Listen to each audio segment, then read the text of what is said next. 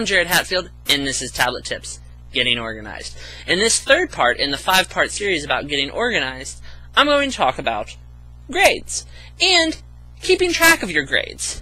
Now, if you use your tablet in class, you have your computer with you, probably in class. So you can use your computer to help track your grades. Now, this is probably something not everybody is going to do. I will admit that up front.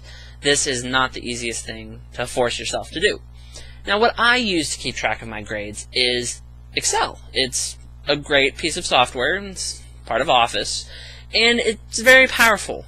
You can use Excel to not only store the grades for each individual assignment, but actually tabulate your overall grade for that class. Now, the way I use Excel is I make one file for each semester, and then I make a tab for each class.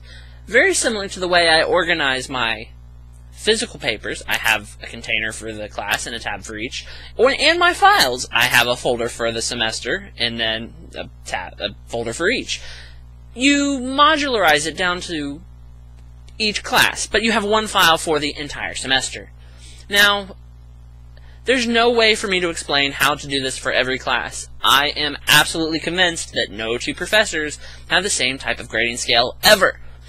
It is really just sitting down, looking at the syllabus, deciphering what each thing is. Now, you can just type in all the grades one by one, store them in the Excel sheet, and that's fine and dandy. You might not have to calculate anything. If you don't want to, you don't have to. You might have to be a little bit more computer savvy to get into some of the more complex grading schemes. A lot of your A&S classes and even some engineering classes might have the grading scheme. It's just points and then average. You just total up the points and divide. That's dirt simple. Now, other classes, another common grading scheme is weighted. Your tests will be weighted. You'll average tests and they'll be weighted one thing. Your homeworks will be weighted another thing. Now, those you're going to sum up each individual component and then do a weighted average. And Excel can do that for you, and you can calculate all that. Some of your most complicated grading classes are going to be your calculus classes.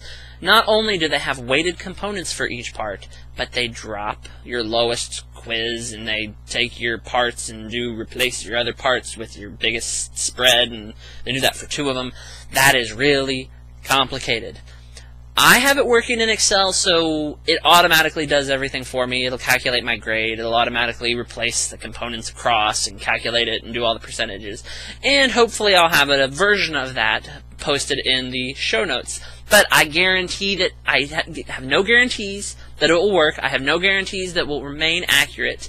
And it is there simply posted as a template so you can see how I have used it to calculate my grades. And no, those aren't my grades. I put in random numbers. So, using Excel to keep track of your grades is just one in a series of things you can do to stay organized. Getting back to the paper trail, most of the time when you're getting your grade, it's in paper form. So what I do is I type the grade into my sheet, and then I can file it away in my handy old accordion binder that I talked about in the first episode of Getting Organized. And that really prevents me from just filing away. I know I won't file it away until I typed in that grade. And I can use this to keep track of all my grades for all of my classes in one place. I know where they're at. If there's a discrepancy from Blackboard to my grades, I can catch it. And I know if I'm doing really good in a class or really bad in a class, and I can keep track and know if I need to work harder or if I'm doing fine in a class. As always, thanks for watching Tablet Tips. You can contact us at our website, speedstug.com, and you can email us, stug@speedstug.com. Thanks for watching.